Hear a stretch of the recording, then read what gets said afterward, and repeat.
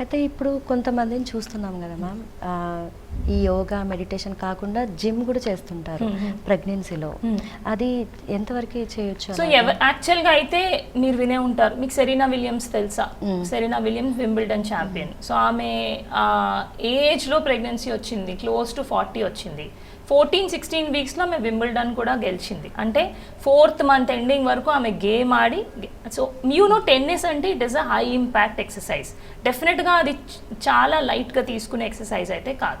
So ఎవరైతే ముందు నుంచి ఏమేమి చేస్తున్నారు, ఇప్పుడు ఫస్ట్ నుంచి మీరు డెఫినెట్లీ అథ్లెట్ రన్నింగ్ చేస్తున్నారు, ఫస్ట్ నుంచి మీరు వాకింగ్ చేస్తున్నారు, ఫస్ట్ నుంచి మీరు పికల్ బాల్ ఆడుతున్నారు, బ్యాడ్మింటన్ ఆడుతున్నారు, వాట్ ఎవర్ ఇట్ ఈస్, మీరు ఏదైతే చేస్తున్నారో ఇన్ ప్రెగ్నెన్సీ అవన్నీ కూడా కంటిన్యూ చేయొచ్చు ఇఫ్ యు ఆర్ కంఫర్టబుల్.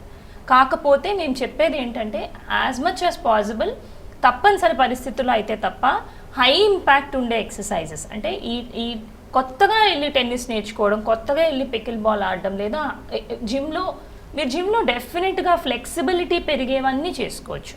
అంటే స్ట్రెచ్చింగ్ చేసుకోవచ్చు, థ్రెడ్మిల్ చేసుకోవచ్చు. థ్రెడ్మిల్ మీద పడిపోరు, మీకు ముందు నుంచి తెలుసు అన్నవి. కొత్తగా వెళ్ళి ప్రెగ్నెన్సీలో థ్రెడ్మిల్ ఎక్కమనట్లేదు, ముందు నుంచి చేస్తున్నవి క్రాస్ ట్రైనరో థ్రెడ్మిల్లో కొంచెం ఫ్లెక్స్ చేసుకోవడమో, లేదంటే లైట్ జుంబా లాంటివి, ఇలాంటివన్నీ ముందు నుంచి ఏమైతే మీరు చేస్తున్నారో త్రూఅవుట్ ద ప్రెగ్నెన్సీ మీరు కంటిన్యూ చేయొచ్చు. బట్ హెవీ వెయిట్స్ లిఫ్టింగ్ ఏదైతే ఉన్నాయో యూజువల్లీ మనం ప్రెగ్నెన్సీలో అవాయిడ్ చేయమంటాం. సో వెయిట్ లిఫ్టింగ్ చేసేవి, వెయిట్ ట్రైనింగ్ చేసే వాళ్ళు మాత్రం ప్రెగ్నెన్సీలో వాళ్ళ ఇంటెన్సిటీ తగ్గించుకుంటే బెటర్. బికాజ్ ఎప్పుడైనా వెయిట్ లిఫ్టింగ్ వల్ల అప్పుడప్పుడు it's not completely proven, risks ఉంటాయి అని కొన్ని కాంట్రవర్షియల్ థీరీస్ ఉన్నాయి. కాబట్టి better to avoid.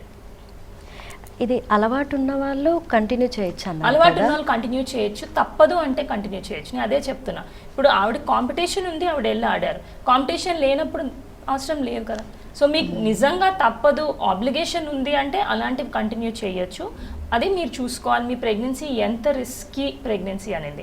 High risk ప్రెగ్నెన్సీలో అయితే యూజువల్లీ అన్నీ అవాయిడ్ చేయండి, ఎక్సెప్ట్ వాకింగ్, మైల్డ్ యోగా లాంటివి చేసుకోవచ్చు అని చెప్తాం. అబ్సల్యూట్ బెడ్ రెస్ట్ అయితే ఏ ప్రెగ్నెన్సీలో చెప్పాం. ఓల్డెన్ డేస్లో బెడ్ రెస్ట్ అనేవారు, ముందు మిస్క్యారేజెస్ అయిపోయిన వాళ్ళకి. ఇప్పుడు ఆ బెడ్ రెస్ట్ అనేది ఎవరు చెప్పట్లేదు, ఏ డాక్టర్ చెప్పట్లేదు. Evidence is not supporting. Bed rest తీసుకుంటే దానివల్ల హామే ఎక్కువ అవుతుంది, బ్లడ్ క్లాట్స్ ఎక్కువ అవుతాయి లెగ్స్లో, దానివల్ల ఆ బ్లడ్ క్లాట్స్ లంగ్స్కి వెళ్ళి ప్రాణానికి కూడా ప్రమాదం రావచ్చు. సో అబ్సల్యూట్ బెడ్ రెస్ట్ అయితే నో. చిన్నగా ఎక్సర్సైజెస్, యోగా, వాకింగ్ అన్నీ చేయొచ్చు. ఎక్సర్షన్ అంటే హై ఇంపాక్ట్, అంటే బాగా వెయిట్స్ లిఫ్ట్ చేయడం, high impact activities like tennis, badminton, pickle ball, ఏదైనా ఎక్కువ ఎక్సర్షన్ ఉన్నవి మాత్రం అవాయిడ్ చేయడం బెటర్.